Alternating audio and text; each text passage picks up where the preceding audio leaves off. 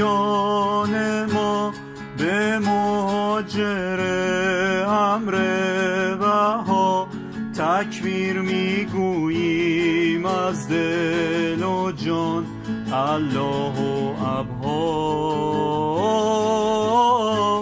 ای حضرت عبدالوهاب تایید و توفیق شامل نما بر این مومنین کبریا الله ابها.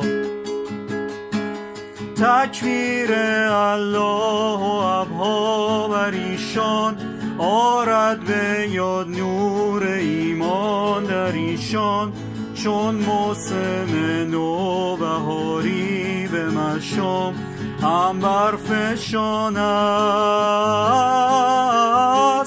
نور حقیقت درون وجودش چون جوهر انقطاع در درونش باشد هویدا ز نور جبینش الله ابها.